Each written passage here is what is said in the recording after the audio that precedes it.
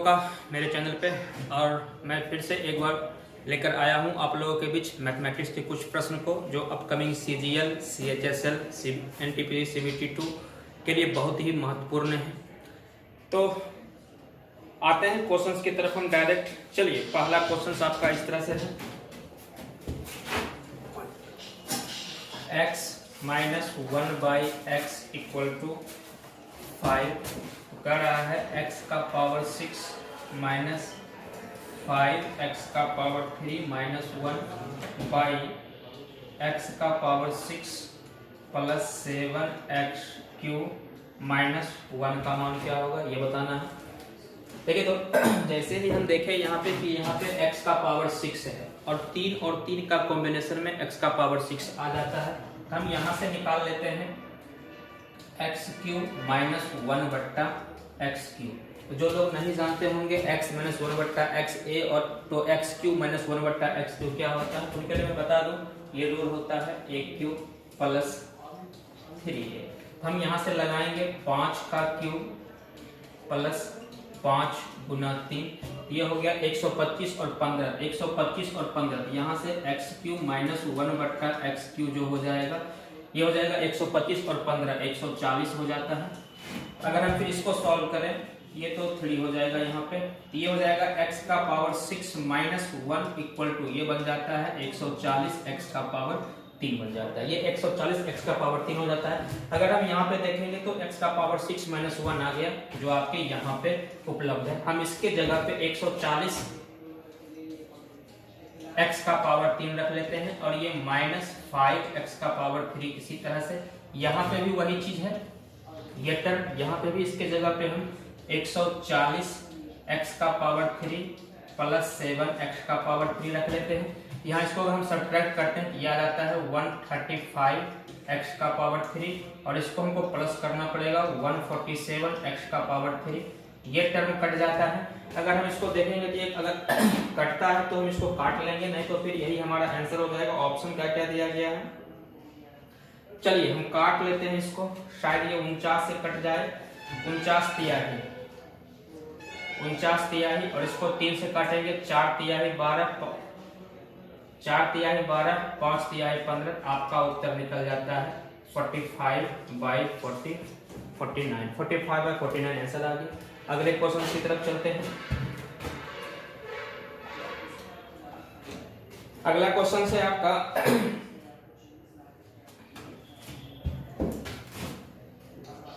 x plus y equal to 2z,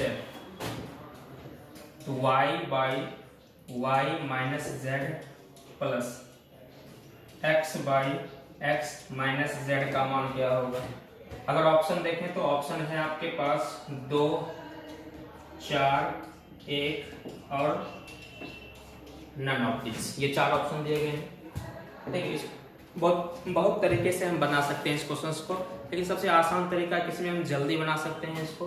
देखिए, अगर आपके पास एक वेरिएबल 2 हो, इक्वेशन 1 हो, तो बाकी बचे हुए वेरिएबल को आप अपने अनुसार कुछ भी मान सकते हैं। आप अपने अनुसार कुछ भी मान लीजिए।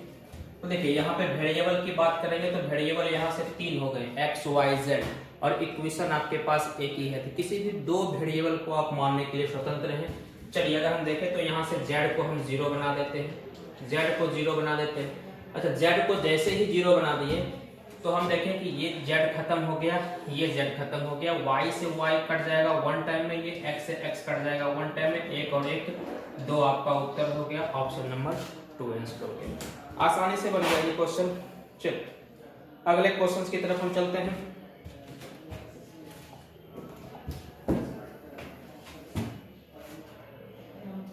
अगला क्वेश्चन है 3 के पावर 36 को 5 से भाग करने पर शेष होगा। 5 से भाग करने पर शेष होगा। 3 के पावर 36 को अगर हम 5 से भाग करते हैं तो हमारा क्या रिमाइंडर बनता है। देखिए, एक रूल होता है, अगर n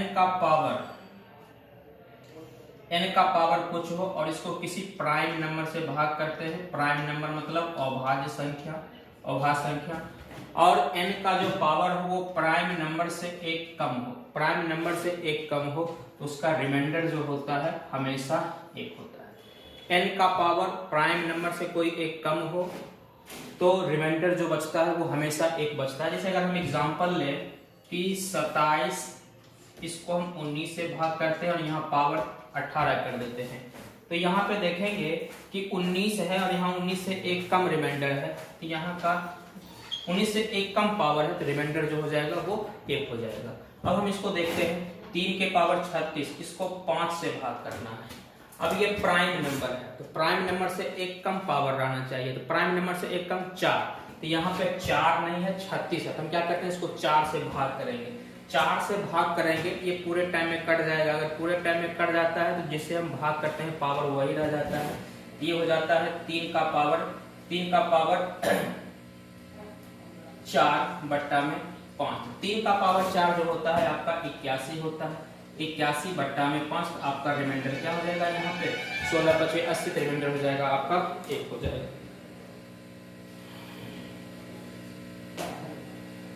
क्वेश्चन कहीं ना कहीं गलत लग रहा है। 5 36, 4 से भाग करेंगे, 4 नंबर 36, रिमाइंडर 1, हाँ एक ही रिमाइंडर हो जाएगा। चलिए अगले क्वेश्चन की तरफ चलते हैं। अगला क्वेश्चन है आपका 1q plus 3a² plus 9a equal to 1, तो बताना है 1q प्लस 3a का मान क्या हो जाएगा। देखिए कह रहा है 1q plus 3a² plus 9a equal to 1, तो 1q प्लस 3a का मान बताना है। अगर हम ध्यान से देखेंगे तो यहाँ पे तो 1q है, यहाँ पे 1q है, अब यहाँ पे हम देखेंगे 3/a है, 3/a, जबकि यहाँ 1q मौजूद है लेकिन 3/a मौजूद नहीं है। हमको सबसे पहले 3/a के बारे में सोचना पड़ेगा। अगर हम 1 को 3/a से गुना करेंगे तो 3/a आ सकता है, हम क्या करते हैं इसको 3/a से मल्टीप्लाई कर देते हैं, 3/a से मल्टीप्लाई कर दिए। अगर हम इसको 3/a से मल्टीप्लाई करेंगे तो ये 1q को मल्टीप्लाई करेंगे तो ये बन जाएगा आपका 3a², इसको मल्टीप्लाई करेंगे तो a से एक ठो a कट जाएगा तो बचेगा एक ठो a, और 3 को 3 से गुना करेंगे तो ये बन जाएगा 9a बन जाएगा। इसको इससे मल्टीप्लाई करेंगे तो a से a कट जाएगा तो सिर्फ बचेगा 9 × 27, ये बन जाएगा 3/a बन जाएगा। अब देखिए हम इसको क्या करते हैं माइनस कर लेते हैं, तो माइनस करेंगे तो ये सिंबल चेंज हो जाएगा। अब देखिए तो ये plus 9a minus 9a cut जाएगा, plus 3a² minus 3a² cut जाएगा। यहाँ बच गया आपका 1q, यहाँ बच गया आपका माइनस 27, ये 1 इक्वल टू के इस पर आ जाएगा माइनस 1, 3/a इक्वल टू के इस पर आ जाएगा, ये माइनस में है तो ये हो जाएगा प्लस में 3/a इक्वल टू 0। तो ये बन गया 1q प्लस 3/a माइनस 27 और माइनस 1 माइनस 28 हो जाएगा, ये इक्वल टू के उस पर चला जाएगा, ये आ जाएगा प्लस 28 इसका आंसर हो गया। तो हम क्या किए 1q तो यहाँ पे था ही, हमको लाना था बस 3/a लाने के लिए हम 3/a से गुना कर दें, क्योंकि 1 को 3/a से गुना करेंगे 3/a आ जाएगा। 3/a से गुना करके हम ये दूसरा इक्वेशन ले आए, दूसरा इक्वेशन आ गया तो पहले वाले इक्वेशन और दूसरे वाले इक्वेशन को हम सब्ट्रैक्ट कर दिए, सब्ट्रैक्ट कर देने के बाद हमारा वह चीज आ गया। चलिए अगले क्वेश्चन की तरफ चलते हैं। अगला क्वेश्चन है आपका a plus b plus c equal to 0, तो क्या रहा है a² / 2a² plus bc plus b² / 2b² plus ca plus c² / 2c² plus ab का मान क्या हो जाएगा, ऑप्शन दिया गया है 1/2, 2 और 0। देखिए ये फिर से एक अलजेब्रा का प्रश्न आ गया है। देखिए एक क्वेश्चन हम अलजेब्रा का सॉल्व किए, इसमें हम आपको बताएं तो आपके पास अगर इक्वेशन एक हो और वेरिएबल एक से ज़्यादा हो तो बाकी बचे हुए वेरिएबल को आप अपनी सुविधा के अनुसार कुछ भी सपोज कर सकते हैं क्वेश्चंस को जल्दी बनाने के लिए। अगर हम यहाँ ध्यान से देखेंगे तो यहाँ पे वेरिएबल 3 गो है, सॉरी हाँ वेरिएबल 3 गो है और इक्वेशन कितने हैं, एक हैं। तो आप किसी एक इक्वेशन को, किसी एक वेरिएबल को आप 0 मान सकते हैं। तो किसी एक वेरिएबल को अगर हम 0 मानेंगे तो हम चलिए किसको 0 मान लेते हैं, तो हम क्या करते हैं c को 0 बना देते हैं, c को हम 0 बना देते हैं, c को 0 बना देते हैं। तो c को 0 बनाएंगे तो हम थोड़ा सा क्वेश्चन की तरफ चल जाते हैं। c को 0 बनाएंगे तो ये टर्म तो पूरे 0 हो जाएगा। c को अगर हम 0 बनाते हैं, पेन को चेंज कर लेते हैं,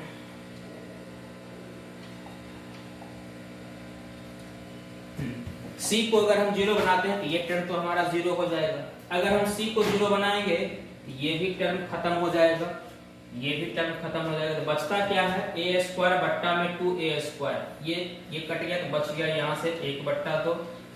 यहाँ से अगर देखेंगे तो ये और ये कट गया, ये भी बच गया 1/2। ये आपका उत्तर निकल जाता है एक, जो है आपके ऑप्शन नंबर 1 है। आसान क्वेश्चन था, कोई बड़ी क्वेश्चन है नहीं। अगर आपके पास वेरिएबल ज़्यादा हो, इक्वेशन कम हो तो बचे हुए वेरिएबल को आप अपनी सुविधा के अनुसार कुछ भी मान सकते हैं। जैसा कि हमने यहाँ पे c को 0 बना दिया, c को 0 बनाए, इसको कुछ करने की आवश्यकता ही नहीं पड़ी, डायरेक्ट हम क्वेश्चन में ही आकर के देख लिए कि जैसे ही हमने c को 0 बनाया ये टर्म तो ऑटोमेटिक खत्म हो गया। बचा हुआ टोटल में ये ca खत्म हो गया, ये खत्म हो गया, a स्क्वायर से a स्क्वायर कट करके 1/2, ये भी 1/2 बन गया, आंसर आ गया आपका a। चलिए अगले क्वेश्चन की ओर चलते हैं हम।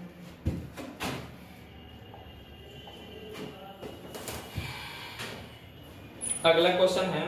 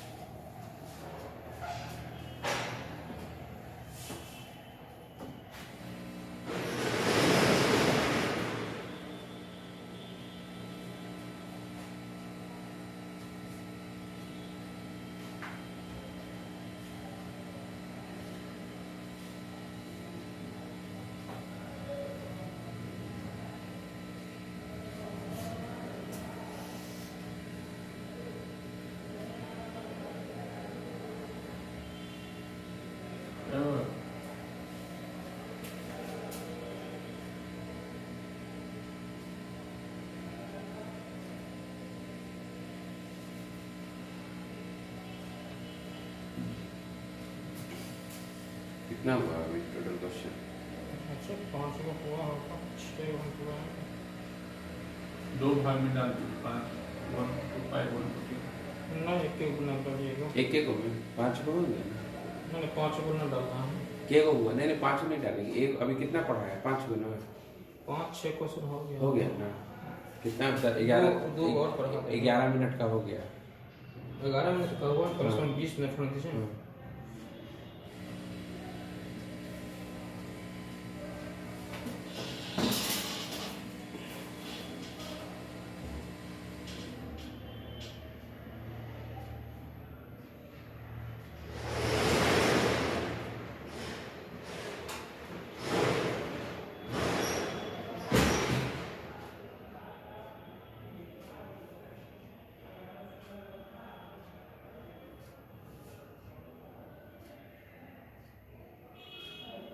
चल कर दिए,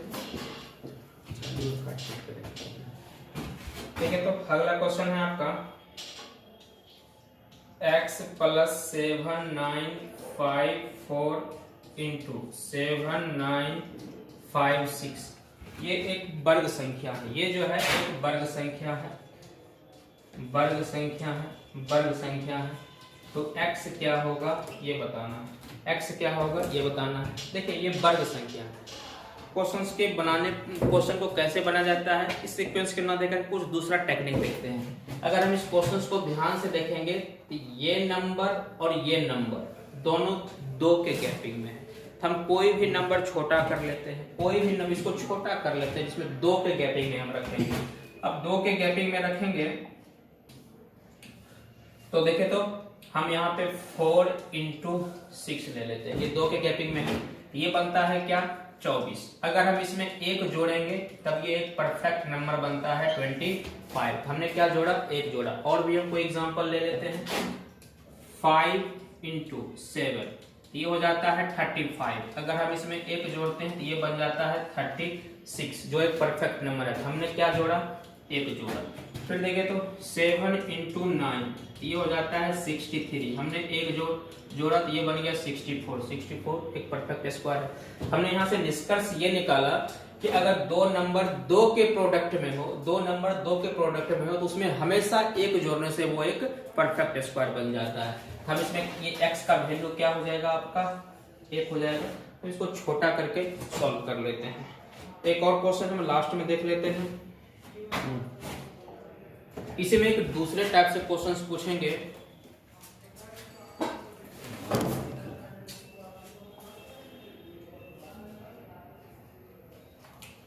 हम दूसरे टाइप के इसी में एक दूसरा टाइप से क्वेश्चन पूछता है, जैसे 742 गुना 743 में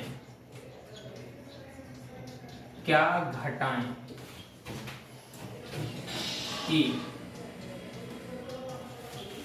प्राप्त संख्या पूर्ण वर्ग हो। अब इसमें क्या घटाना है, हम इसी सीक्वेंस को हम लेते हैं। जैसे कि ये दोनों नंबर को अगर हम ध्यान से देखेंगे, दोनों नंबर को अगर हम ध्यान से देखते हैं, तो दोनों नंबर लगातार नंबर है और क्या घटाना है। हम इसको भी क्या करते हैं, छोटा कर लेते हैं। जितना छोटा हम कर सके छोटा से छोटा नंबर रख लेते हैं। 2 × 3 ये बन जाता है 6। अगर हमसे पूछा जाए कि क्या घटाइएगा, तो देखिए तो हम इसी में 2 घटा देते हैं, ये 2 घटा देते हैं, ये बन जाता है 4, जो एक परफेक्ट नंबर है, परफेक्ट स्क्वायर नंबर है। फिर हम ले लेते हैं 7 × 8, 8 × 7 = 56। अब इसमें ये 7 आप घटाइए तो 7 घटा देंगे, ये बन जाता है 49, जो एक परफेक्ट स्क्वायर है। फिर हम कोई 2 लगातार नंबर लेते हैं। हम लेते हैं 6 × 5, 6 × 5 = 30।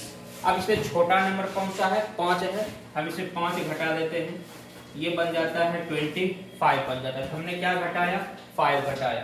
अब हम फिर देखते हैं 10 × 11 लेते हैं, ये बनता है 110। अब हम कहते हैं 110 में सबसे छोटा नंबर जो 10 है ये घटा देते हैं, 10 घटा देते हैं, ये बन जाता है आपका 100, जो एक परफेक्ट स्क्वायर है। तो निष्कर्ष ये निकलता है कि कोई भी 2 लगातार नंबर हो, और उसमें पूछा जाए कि क्या घटाया जाए कि एक परफेक्ट स्क्वायर बन जाए, तो हमेशा छोटा वाला डिजिट जो होता है वो आंसर हो जाता है। तो यहाँ पे हम क्या मारेंगे, आंसर 742 मारेंगे। अगर पूछा जाए कि 856 गुना 855 में क्या घटाया जाए कि प्राप्त संख्या पूर्ण वर्ग हो जाए, 855 गुना 856 में क्या घटाया जाए प्राप्त संख्या पूर्ण वर्ग हो जाएगा, तब कहिएगा 855 हमारा उत्तर हो जाएगा। उम्मीद है सारे लोग समझ गए होंगे।